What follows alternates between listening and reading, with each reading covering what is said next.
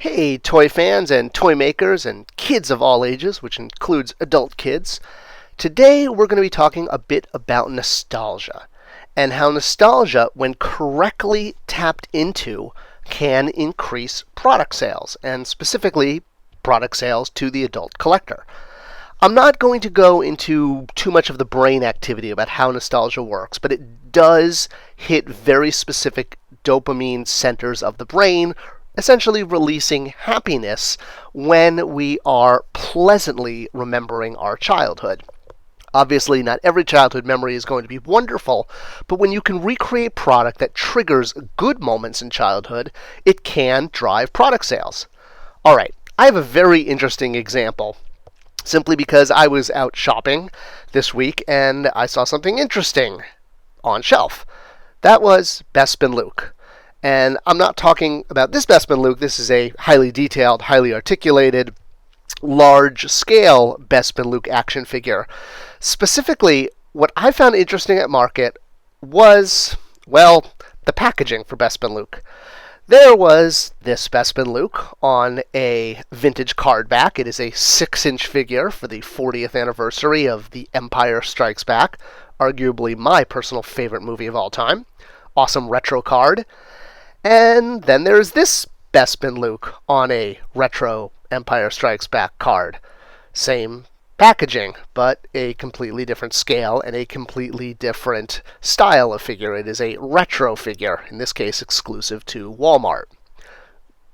And then there is this Bespin Luke, another vintage 3 3/4 Luke on a vintage Empire Strikes Back card.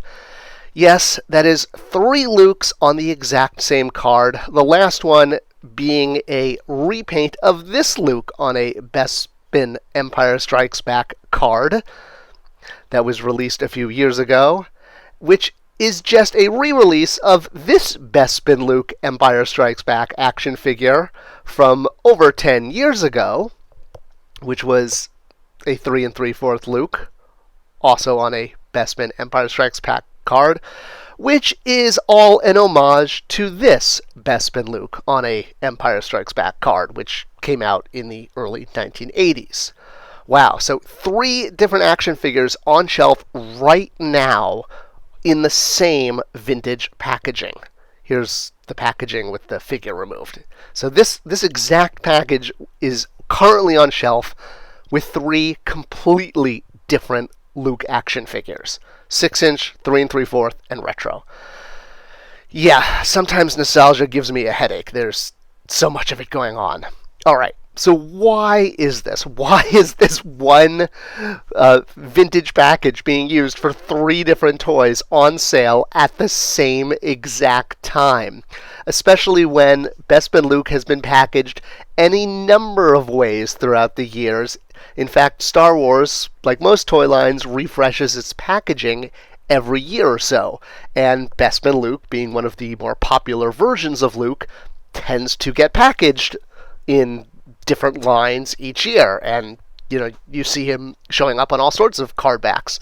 So why is it we have, again, 3 Bespin Lukes, 2 different scales, 3 different styles, all using the retro card?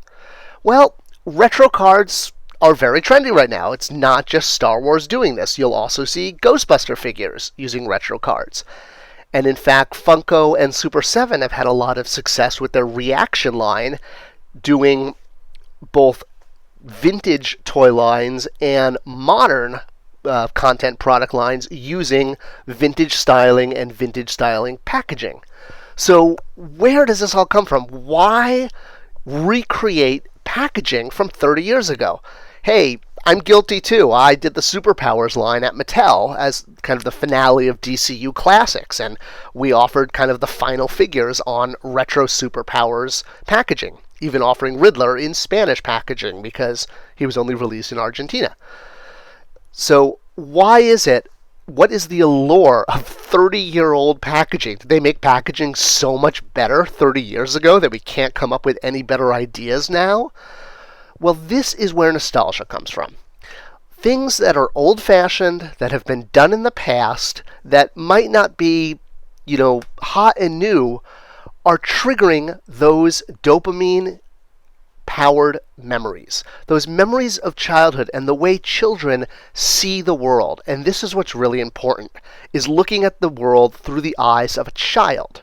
Well, we're all adults, right? We're starting our adulting life, as they say. That's kind of that new word for becoming an adult. We're getting ready to make that transition. And, your brain wants to go one way while your heart wants to go the other way. And we have to kind of realize as an adult, we now have responsibilities. We have bills to pay and colleges to fund and houses and mortgages and, all that fun stuff. When we were a child, everything was just out of grasp. Things weren't always achievable. Vehicles, trucks seemed gigantic as a child. They seemed enormously huge, even if they weren't. Same with buildings. Buildings just looked out of this world tall. Even if they were only, 6, 8, 10 stories, a building to a child is gigantic and completely out of reach. The perspective when you're small makes things so much bigger. Such as this child's book is a perfect example. The world is big and I am so small. This is how all children feel. And sometimes as an adult, it's hard to put our mindset back into this concept because we've made it through childhood and we've made it through adolescence.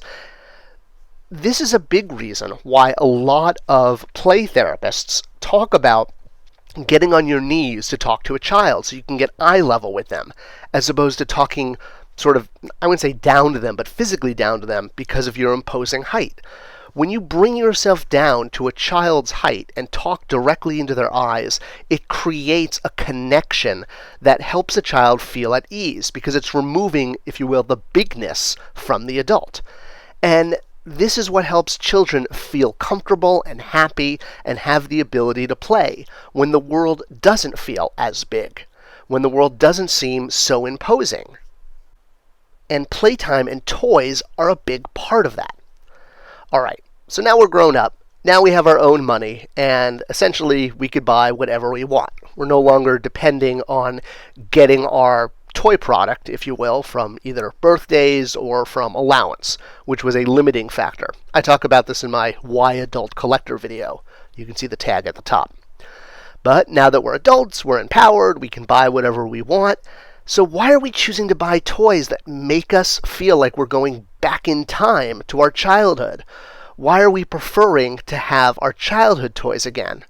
Well, a lot of things about being an adult is tough. I mean, bills are due, and your children are screaming and maybe stuck at home right now because of the whole quarantine thing. I'm recording this in May 2020 for all future watchers. That's why nostalgia has such a big allure. It takes you away from the bills and the responsibilities and back to when things were more innocent and those happy memories of being a child.